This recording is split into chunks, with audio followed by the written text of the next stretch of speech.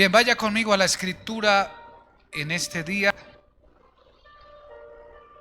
Éxodo capítulo 15, verso 22 al 25. Estamos con el tema Sigue avanzando. Es nuestra declaración, por lo menos de este tiempo. Y hemos tomado en esta temporada el libro de Éxodo, que es una de las experiencias de seguir avanzando, de seguir adelante. Entre ellas la más significativa, pues claro, está la de la nación hebrea, el pueblo de Israel yendo hacia esa tierra prometida, hacia ese lugar de promesa que el cielo y que el Dios de las Escrituras les concedió a ellos. Esa tierra que fluye leche y miel. Y con esta consigna salieron de la nación hebrea para ir hacia la tierra de Canaán, que estaba dentro de los archivos registrados en las memorias eternas, pero que ya llevaba 430 años sin materializarse. Y después de 400 años, ahora ha llegado el momento de que el pueblo comience a entrar a esa promesa, a esa tierra a la cual Dios los ha convocado, a esa tierra a la cual Dios los había inscrito desde siglos atrás. La promesa que Dios había dado a Abraham, la que había continuado con Isaac, con Jacob, la que se mantenía con las 12 tribus, aún ellos cautivos en Egipto, esclavos en Egipto, pero con una promesa y con una escritura ya en el cielo. Y ha llegado la hora de entrar para poseer esta tierra. Pero para llegar a esa tierra ellos tienen que caminar. Para llegar a ese lugar ellos tienen que avanzar.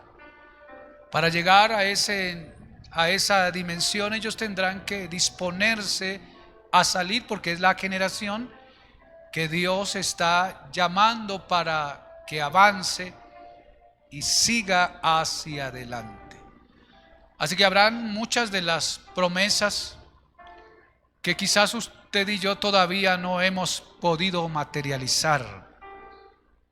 Cuántas bendiciones que están enclaustradas en la gloria de nuestro Cristo que nos pertenecen. Cuántas bendiciones en los lugares celestiales. La Biblia dice que nosotros estamos sentados con Cristo a la diestra del Padre, y que toda bendición celestial fue liberada por causa de la obra de Cristo. Y hace 2000 años sucedió esto. ¿Cuántos dicen amén? Y estaba en el plan desde antes de la fundación del mundo. Pero luego, hacia ese poder participar, hacia esa experiencia de hacer efectiva cada promesa, requiere un pueblo, requiere un tiempo, requiere una generación, y requiere en esa generación que se despierte, en esa generación que crea, en esa generación que esté en el momento que avance hacia esas promesas, que camine hacia esas promesas, que se dirija hacia esas promesas. Así que la vida del cristiano se torna en ese andar, en ese seguir avanzando para establecerse en aquello que ya le fue entregado, en aquello que ya le fue concedido, en aquello que ya le fue escriturado en los cielos. En algunos se puede cumplir, porque ya en esta dispensación es en un sentido, parece en un sentido individual, porque el Espíritu en aquel entonces no se había establecido en todos. El Espíritu estaba con ellos, el Dios andaba con ellos, pero estaba sobre ellos. Y cuando requería hacer alguna operación, tomaba a alguien, lo empoderaba y lo usaba de una manera temporal. Pero luego de la gracia, luego de la obra de Cristo, el Espíritu vino a todos los creyentes. ¿Cuántos creyentes hay acá? Así que el Espíritu Santo está en nosotros. Y así que ahora de una manera individual hacia ese camino, y luego se forma en un sentido corporativo, hablando del cuerpo, todos caminando para ir a esa tierra prometida, a ese lugar que Dios prometió. Y ese lugar se va materializando en dos etapas. En la experiencia del viaje de nuestra existencia hacia las promesas, hacia el hábitat de estar en Cristo, de disfrutar en Cristo, pero en ese sentido de culminación hasta que Cristo venga o nosotros vayamos a Él. Pero en cierto sentido todos vamos avanzando. ¿Cuántos dicen amén? Así que avance hacia esa promesa. Avance hacia ese lugar de la Escritura. Avance hacia esa bendición que ya está liberada. La tierra de Canaán estaba ahí. Solo a 11 jornadas de ellos. Solo había que caminar hacia ese trayecto. Pero ese trayecto para ellos se les convirtió en 40 años. Y se les convirtió en 40 años por algunas cuantas razones, que luego en el estudio uno los analiza y luego se va tornando esto como en parte cotidiana de la vida de las personas. ¿Por qué en algunos se demora más ese cumplimiento de las promesas? ¿Por qué en algunos no se cumple como esa palabra? Algunos como que no pueden entrar y otros sí. Entonces tiene que ver con propósito, pero también tiene que ver con disposición y tiene que ver también con acción en cada uno de nosotros. El pueblo de Israel ahí en el capítulo 14 cruzó el Mar Rojo con el milagro que Dios hizo. Pero luego de pasar el Mar Rojo, después de haber esa manifestación de la gloria del Señor, ellos no se quedaron ahí en la orilla. Ellos no se quedaron contemplando el mar y recordando todas las obras que vieron en ese día. Ellos no se estacionaron allí para quedarse en ese momento de gloria, no. Ellos sabían que tenían que avanzar. Ellos sabían que tenían que continuar. Así que la reflexión acá es que cualquier experiencia que hayas tenido en Dios, haya sido gloriosa, poderosa, que te haya sacado de un momento como espectacular y hayas superado alguna etapa, no te quedes aún estacionado ahí. Hay que disfrutarlo al máximo, pero debemos ser conscientes que debemos seguir avanzando. ¿Cuántos dicen amén? Así que llegaste a algún lugar, Dios te dio esa oportunidad, lograste algo en Dios. Ahora, ¿cuál es la consigna del Señor? Sigue avanzando. No te estaciones, no te estanques, no te quedes allí. Sigue adelante es la promesa. Y como la consigna era ir hacia la tierra prometida, dice ahí en el capítulo 15, verso 22, e hizo Moisés que partiese Israel del Mar Rojo y salieron al desierto de Shur. Diga conmigo, el desierto de Shur. Este desierto de Shur tiene toda un significado. En los análisis que hice, encontré dos cosas. Se dice que el significado de el nombre Shur, en medio de los investigadores estudiosos, sobre todo del tema de la etimología, hay dos concepciones o dos o dos visiones o dos interpretaciones. Y claro está que las interpretaciones no arrojarían con claridad la profundidad completa del significado.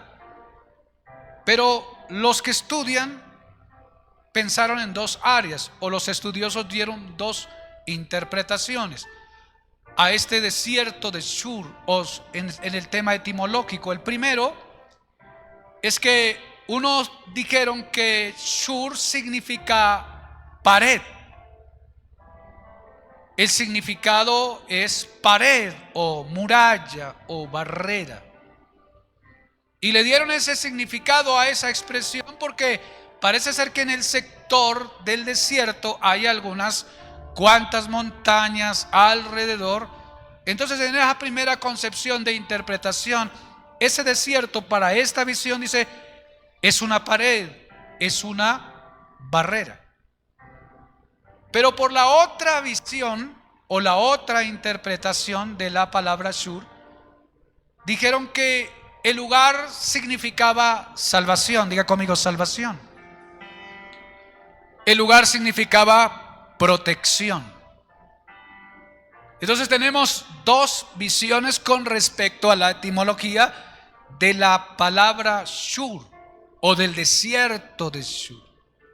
Uno que la vio en el sentido de una pared, de una barrera, y otro que la vio con la idea de un lugar de salvación y un lugar de protección. Entonces mira esto que tiene que ver con las perspectivas y que tiene que ver con el punto de vista de las personas cuando percibimos cosas. Porque las dos interpretaciones se basan en que el lugar del desierto, en ese ambiente, está rodeado por montañas, quizás alguna cordillera, qué sé yo, como un lugar de eso, de pared, de barrera. Pero el otro no vio una pared, no vio una barrera, sino que el otro dijo, ese es un lugar en medio del desierto donde la gente puede ser protegida y puede ser salvada. Lugar de salvación o lugar de protección. Amén. Ahora la pregunta acá hasta aquí es, siempre que vamos nosotros hacia adelante, siempre que nosotros vamos caminando, nos vamos a tener que enfrentar con la percepción, pues es de alguna manera la que nos ayuda a ir hacia adelante. Pero es importante medir en la distancia cómo lo estás viendo, cómo lo estás considerando, cómo lo estás percibiendo, qué interpretación le estás dando, hacia dónde te estás dirigiendo. Amén. Amén. Dice que Moisés los llevó y salieron al desierto de Shur y anduvieron 3 días por el desierto sin hallar agua. Y llegaron a Mara y no pudieron beber de las aguas de Mara porque eran, dígalo fuerte, porque eran amargas. Por eso le pusieron el nombre de Mara. Entonces el pueblo murmuró contra Moisés y dijo, ¿qué hemos de beber? Y Moisés clamó a Jehová y Jehová le mostró. Diga conmigo, Jehová le mostró. Vamos, dígalo fuerte, Jehová le mostró. Vamos, dígalo fuerte, Jehová le mostró. ¿Qué le mostró Jehová? Jehová le mostró un árbol y lo echó en las aguas y las aguas se endulzaron. ¿Cuántos aplauden el nombre del Señor? Las aguas se endulzaron. Benditas aguas. Pero glorioso el milagro del Señor una vez más. Ahora, preste atención a lo que quiero dejarle, por lo menos 3 cosas. Lo primero es que en ese viaje a donde van ellos, luego de cruzar el Mar Rojo, lo primero que van a experimentar es un faltante, diga conmigo, un faltante. Se les acabó el agua y después de 3 días de camino no encuentran agua. Van avanzando, van yendo hacia la tierra prometida, pero ellos necesitan agua sí o sí. Necesitan agua para subsistir, para sobrevivir, necesitan agua para poder seguir. Pero en este viaje, en la experiencia de 3 días, este elemento, este líquido, no lo hay. Se acabó, se agotó. Y en esa necesidad de encontrar un lugar, ellos no lo encontraron. En 3 días. 3 días de viaje en medio del desierto, buscando el líquido principal y necesario para la vida. En 3 días no lo encontraron. No lo encontraron. ¿Qué podemos extraer de acá en esta primera porción? Es que dentro de eso que nosotros también hacemos en nuestra vida, queriendo avanzar hacia donde Dios nos está llamando, cabe la posibilidad que se agote y se acabe aún lo básico y lo necesario para seguir adelante. Y entonces en esta experiencia, cuando a uno se le acabaron las cosas y no cuenta con los recursos básicos y necesarios para subsistir, y además de subsistir, tener el aliento para poder seguir, hay toda una experiencia. Yo no sé si usted hoy está lidiando con una experiencia algo así parecida. Se agotó. Y usted dice, yo quiero seguir, quiero avanzar, quiero seguir adelante, quiero lograr cosas, quiero resolver cosas, quiero alcanzar cosas. Pero cuando miro a mi alrededor, reviso que no cuento con lo necesario, aún ni con lo básico, porque el agua era lo básico, lo fundamental, lo necesario. Y no lo hay, no lo tienen. Y puede ser que alguien esté así, no lo tengo. Y quizás algunos sea recursos, sea capacidad, sea posibilidades, y esté lidiando con un faltante. Se acabó, no hay. Y vamos hacia adelante, lidiar con eso. Cuando uno se encuentra en medio de las imposibilidades, en medio de la incapacidad, y en medio del faltante se va a manifestar sí o sí toda una realidad que está dentro de nosotros. Y en muchas ocasiones, realidades que están dentro de nosotros que son aún desconocidas por nosotros. Uno desde afuera dirá, uno nunca se comportaría así. Uno en una realidad desde afuera diría, uno nunca hablaría así, uno nunca pensaría así.